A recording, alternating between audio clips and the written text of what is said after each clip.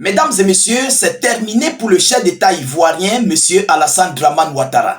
Les États-Unis d'Amérique viennent de faire leur entrée spectaculaire en scène politique ivoirienne. À l'heure où je vous parle, ça panique de tous les côtés. Oui, M. Alassane Dramane Ouattara a de l'insomnie totale. Le RDR est en panique, ils ont de l'insomnie. Chers dames, chers messieurs, il s'agit d'une réunion de l'ambassade américaine avec les députés du parti du PPACI, donc qui a à sa tête le fondateur, bien sûr, M. Laurent Gbagbo.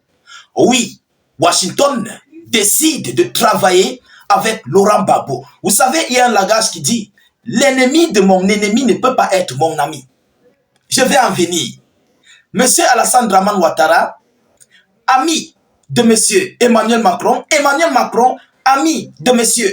Joe Biden, qui était là, à la tête des États-Unis d'Amérique, ne peut pas être évidemment l'ami de M. Donald Trump. J'espère que nous sommes clairs. Ça ne peut pas donner. Alors aujourd'hui, l'administration américaine est en train d'entrer dans la scène. Et ça s'est passé en quelle période? Juste après l'appel entre M. Donald Trump et Vladimir Poutine. Je vais entrer dans les dates, dans l'annonce officielle, vous allez comprendre. Qui a appelé l'autre? Qui est allé vers l'autre? Grosse question. Est-ce que c'est l'ambassade américaine qui a appelé le PPACI?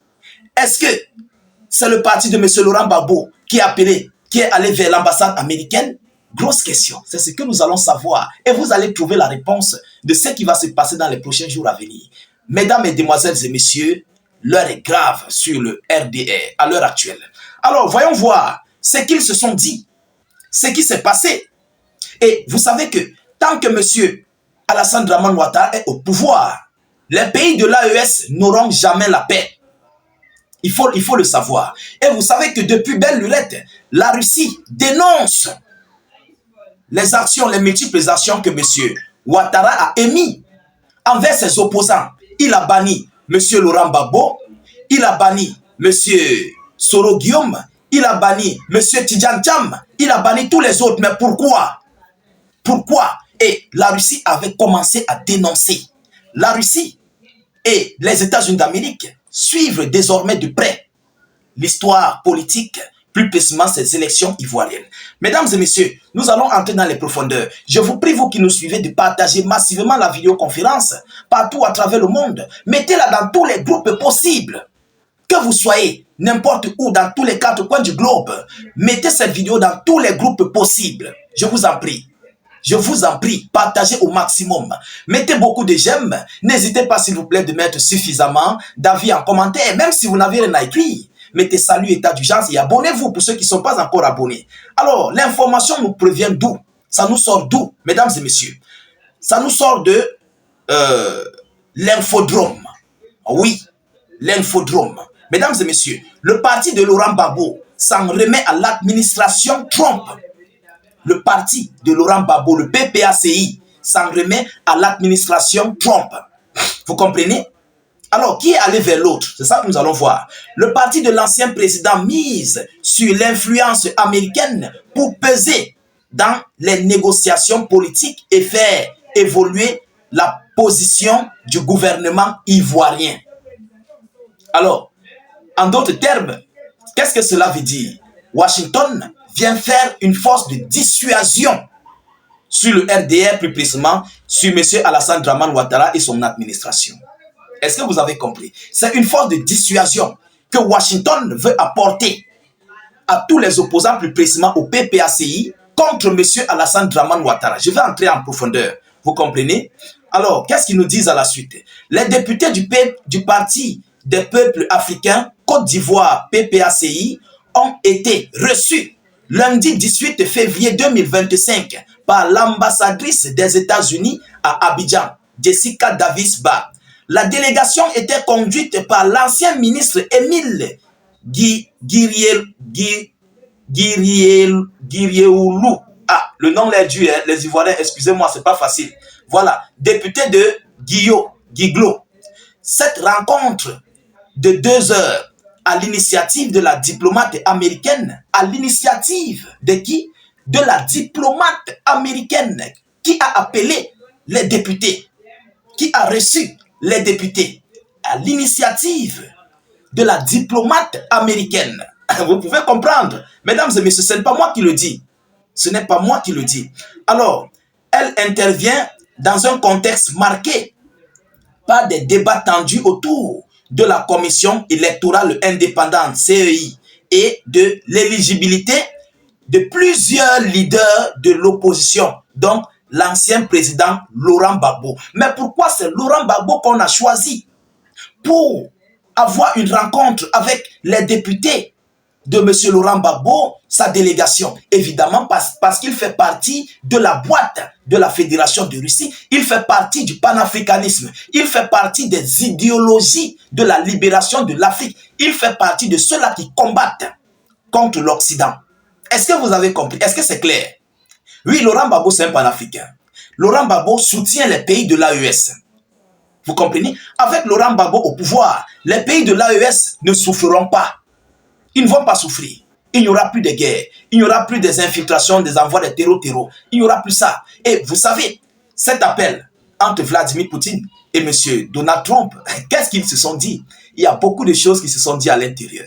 Et c'est après ces appels que les choses ont commencé à tourner au vinaigre du côté de la Côte d'Ivoire. Vous comprenez? Mesdames et messieurs, allons-y dans les profondeurs.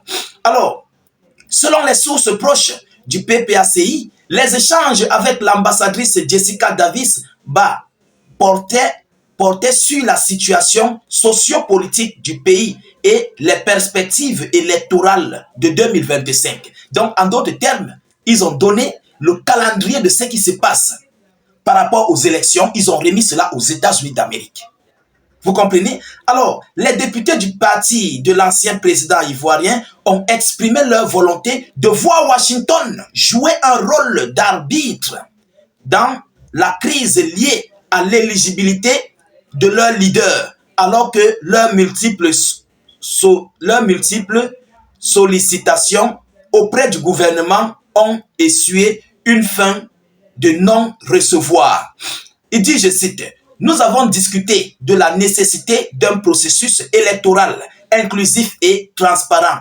Il est essentiel que toutes les forces politiques puissent participer pleinement à la présidentielle de 2025. » Vous voyez, le parti, en fait, le PPACI, ils sont gentils.